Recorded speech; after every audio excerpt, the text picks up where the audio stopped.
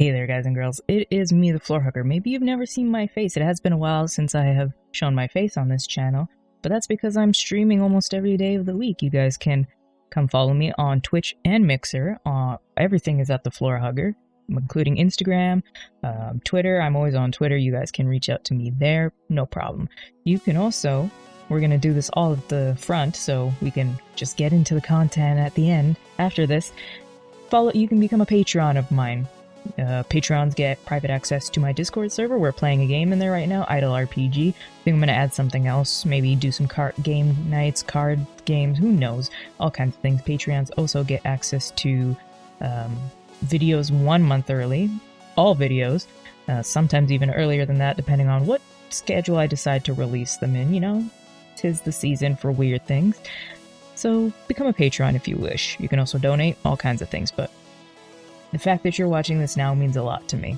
So let's get into the video. We are going to do my gaming year in review. I did this last year and I figured I'd do it again. I played a lot of games. I played 31 games from start to finish. I have a goal for myself. I have to finish at least one game every month. That's my minimum, and I think I really blew it out of the water this year. I also started a whole bunch of games that I haven't finished yet, but I will get to them. Hopefully. But yeah, I had a great gaming year. A lot of things came out. 2020 is going to be amazing. E3 was okay, but it showed a lot of cool things. What did I just watch the other day? Because it's the 14th I'm recording this. The VGAs, the Video Game Awards. There was a lot of cool things announced there. Hellblade, amazing. Can't wait for that. And 2020 is just going to be amazing. I can't wait for Cyberpunk. Oh my god. 2020 is going to be jam-packed. Hopefully. I have a feeling some games might get delayed and pushed back, but we'll see. So, before we get into my 5 I liked and 5 I disliked, I did some replays this year. And I'm not including them in the liked games because if I replayed them, that means I like them. Because nobody replays a game they don't like. So I replayed the Batman Arkham Asylum and Arkham City. I couldn't think of the name of the games because I got the Arkham Trilogy Humble Bundle for about 20 bucks a couple months back, and I just decided to, hey, I'm gonna replay these games because I like them. Went through, got all the Riddler trophies on all 3 games. It was, especially City, that was a struggle to get through, I can tell you that. I also replayed GTA 5. I'm trying to lower my PB from 33 hours, I think it's at, to under 20, hopefully, maybe, I don't know. Been watching a lot of speedrun stuff, so I'm trying to cut that time down. I also replayed Tony Hawk Underground, the first one, best one in my opinion. Love that game. Story, I think if you've played Tony Hawk Underground, you immediately agree. Now let's get into the games I like. I'm going to be looking at this monitor because I have it laid out in a certain way and I don't want to mess it up, you know? So first game I played, you will be seeing a retrospective on this probably quite soon, is Champions of Norath, or Noroth, whatever you like to say, set in the EverQuest universe. It's just a high fantasy dungeon crawler game, but I never got to play it as a kid. It came out in 2002, 2004, something like that. I think it was 2002 because Champions at Arms came out like a year after that, and that's a sequel to that. But yes, Champions of Norath was just a fun experience, tough experience. I never got to play it as a kid. I always saw ads for it in like PlayStation Magazine, you know, when you had to go get a magazine to get the cheat codes. Yeah, I'm that old. But yeah, I played it and I quite enjoyed it. I didn't think I was going to. I thought it would look very dated and not play well, but it was a blast to play through. So the next game I played, as of recording this, it's December 14th. I think I finished it 2-3 weeks ago. And I got to play it because EA did a weird thing for, I think it was October, for two-factor authentication for your account or whatever. They gave you a month of Origin access.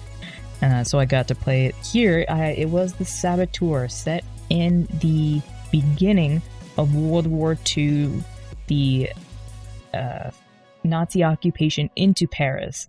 That's where it's set as. You play as Sean Devlin. I will be doing a retrospective on that because there's just something so cool about the game. And if you can see it on the screen. It is kind of unique with the grayscale to color, all kinds of things. The gameplay is nothing extraordinary, but I had fun with it, and I love World War II. If you guys know me, I love World War II. I love watching World War II movies. I love reading World War II books, history books, all kinds of World War II weapons books. I just like the history of World War II. The next game I got to play, which was a surprise to me that I enjoyed it, because I think we've all played a few handheld games here. We can be honest. Not all of them are great quality. Some of them are, but not all of them. But this one, maybe it's because it's got that Marvel polish, but Thor, that was good. And I was very hesitant to play it because I had played a little bit of the console version, and the console version was hot garbage. But this one, just the beautiful pixel style, and the story is nothing extraordinary, but it is so beautiful to look at. Just the beauty of it, and the fact that it doesn't overstay its welcome, sold this game for me. I was in it, and I want to replay it, but I also have to move on because I have other things to do. But I think it was like 2-3 hours that I spent into it, and it was just chef's kiss. It was beautiful. Now the next game I played, which I don't know why I waited so long to play it. It's kind of a mystery to me as well. Probably be a mystery to you guys in a little bit here. But one of my Patreons gifted it to me on Steam because it was on sale, and he's like, saw it on your wish list, here you go. Doom 2016. I went back and got all the Doom Guy collectibles, but I don't know why it took me so long to play this. I think I was hesitant to be like whether I would really like it, because I do like the really old, I like original Doom. Not good at it, but I do like it. But this one was so good. I know a lot of people are in two camps with it. Either they like it or they don't. I'm in the camp of liking it because it just played so well. Everything was so fast, fluid, and if you're replaying a level, it's not like some levels are a little long, but it just flows. The combat flows, everything flows. I can't wait for Doom Eternal, or if you're watching this well after December, Doom Eternal is already out, and we are all playing it and having a good time, and I hope it's good. I really just, like, knock on wood, I hope Doom Eternal is good, but I have a good feeling about it. And the last game that I liked that I played, remember, I had to pick and choose out of 31 games that I start to finish played. And I know this one is divisive. I played it on PC, so it didn't have any multiplayer. I love Sunset Overdrive. The tongue-in-cheek humor is just my thing. The fourth wall breaking, I think I just liked it because of the humor. It's totally my kind of game. It's just crazy batshit. Oops, I swore. Shh, don't tell my double XP people, because I always crack down on them for swearing when we're doing our podcast. But it's just the humor. It gets me. I love the humor. Give me a good bathroom joke, love it. But also give me a good fourth wall breaking joke, like Deadpool, loved it. Love the concept of it. I hope they make a second one. I'd be on board for that. I mean, I would have loved to play the multiplayer, but the PC version doesn't have multiplayer, but that's okay. It's a game I do find myself going back to when I just need to, like, have a good laugh, play something just dumb and fun, and it was dumb and fun. I played all the DLC and everything too, and I loved it. I think I have 96% done on Xbox for it. I think it's the closest game I have to finish on Xbox, and I don't know if I'll be able to finish it. Those last few trophies, or what are they called, achievements, they're a little tough. Now, you guys heard I played the Arkham, or I did the Arkham trilogy, so where's the third one if I did the other ones? It wasn't a replay, so that's why I wasn't in the beginning, but it's right here at the end. It's a game that I'm going to bridge right in the middle, because I didn't quite hate it, but I didn't particularly love it. But before we get into that, I want to just thank you guys for watching till this point at least. Also, Patreon, you could do that if you want, support me, whatever, But you can also go to gamergloves.com. You guys always see me wearing gamer gloves, and you can use code HUGGER for 15% off if you really want to keep your hands warm, keep them from getting sweaty. We all get that game where you get for me it's games with timers. You get the sweats and your hands get sweaty. Gamer Gloves always sells that for me, and if you guys can see, it's my drawing tablet. I'm an artist. I don't know if you guys know that. I always wear my glove when I'm drawing on the tablet just to, it comes with a glove, but I don't like the drawing gloves. It feels like you're wearing hand underwear and it just feels a little weird. So I use the glove when I draw as well, and it's not just for gaming. I also use a set for when I go work out, because sometimes gyms are disgusting. So I have a set for working out, I have a set for drawing. I have about 4 or 5 sets, maybe 5 or 6. Can't remember, but really gamer gloves are for any occasion. So use code HUGGER and get 15% off your next pair. I don't know. But yes, back to Batman. It was a game that sat right in the center for me because I liked it, I liked the story, I liked that I got to finish the trilogy, but it just ran so poorly on PC. Most of these games, no, all of these games are played on PC. Yes, because even Champions of Norath and Thor were emulated. Shh, don't tell anybody. But yeah, it just played so poorly, and I couldn't find any fixes to optimize Batman to be better. It looked good, I loved the story, but it just hung up so many times, and there was seconds per frame. Like, I tried to stream it, but it was just chug, chug, chug, and you can't have that in a stream. And even when I turned the stream off, it was chugging. So I played it on my own. I got all the Riddler trophies. I didn't go and get the gold suit Batman. I'm not fixing to do that. That's just too much. Not when it was playing like that. I think I got 120%, something like that. I don't know. But it was a game that I liked, but just ran so poorly that it ruined the experience for me. Because there would be a couple times in cutscenes where it's just chug, chug, chug, chug, chug. But I think if I played it on console, I might have put it in the like list because I heard it runs better on console. Not great, but better. So, yeah. Alright. Now, this section is either going to make me some friends or you guys are just going to agree with me. These are the games I didn't like. Now, I picked every single game from the 31 games that I played start to finish. Main stories, not DLCs for some of them, because either the DLCs weren't on Game Pass or I just didn't want to play the DLCs. So remember that I've played these from start to finish. Some of them were probably on stream, at least 1 or 2 of them were, and these are my opinions. If you guys disagree, leave it in the comments below, respectfully.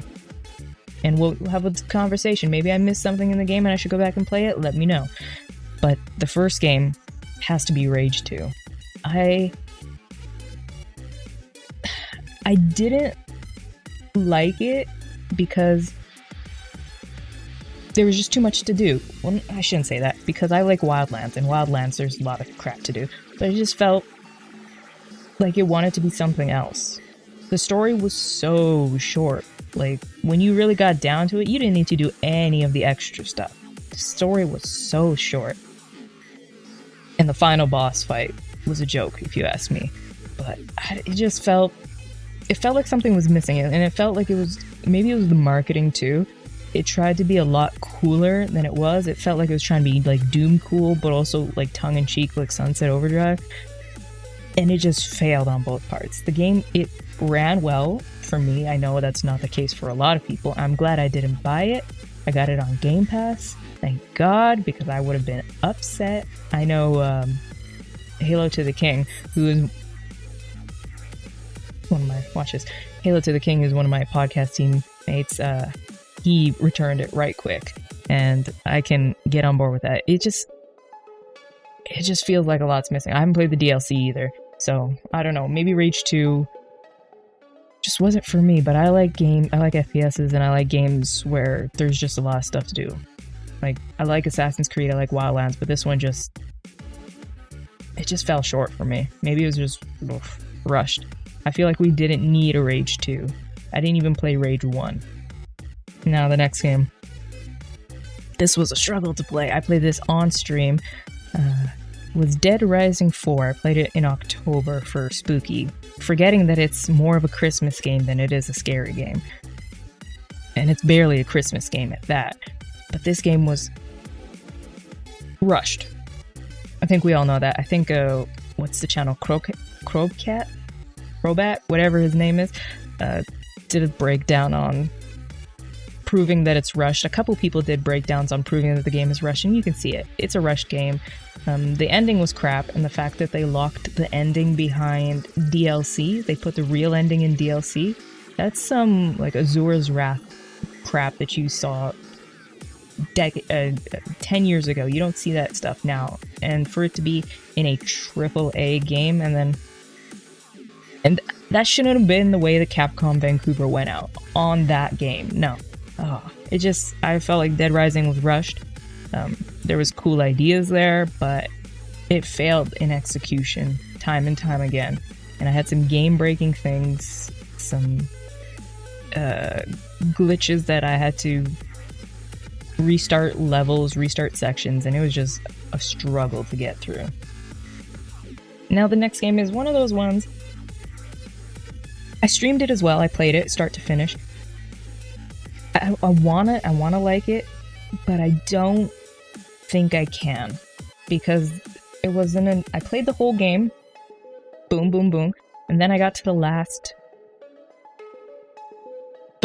fourth last mission, and it just threw so many enemies on there. I'm pretty sure I saved it on Twitch, that I got very angry, and I just played with codes after that. I put on Help Us Obi-Wan and put the God code on, even though even with the God code I still got stuck in places, and it was great playing Jedi Academy because I like the older Star Wars games, but it was clunky. The camera was clunky. It felt clunky to play, and if you guys are watching right now, you can see the driving section. Go to Twitch. I have it saved. The whole driving section. I think it's episode 2 or 3, one of them. Just this whole driving section in a game that doesn't need driving was a clunky mess, and it just took away from a lot of it. A lot of the saber combat was clunky. I even played the second one, but the second one was just as bad. There was no direction. I didn't know where to go half the time.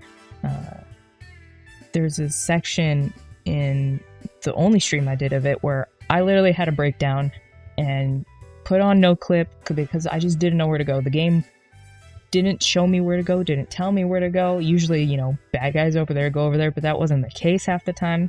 So this Jedi Academy falls into I liked it, but I didn't at the same time. It was a struggle to get through. I'm glad I played it, but I could have done without playing it, Now the next one it's another of those, I didn't hate it like some people did, but it was the best. It was Crackdown 3. See, I have no love for Crackdown, never played Crackdown 1, never played Crackdown 2, didn't have an Xbox, explained that many times before. Crackdown 3 wasn't horrible. I think Terry Crews sold the whole game, otherwise nobody would have really bothered to get it, especially after some of the gameplay stuff came out. It was just very dated. It had some very dated things that made it feel like a game from the 360 era, and sometimes a little visually as well. And I have a fairly decent PC, and it still on ultra settings look like crap sometimes. The story was okay, whatever. I barely remember the story, to be honest. And then the cliffhanger ending. Oh my god, I couldn't think of the word.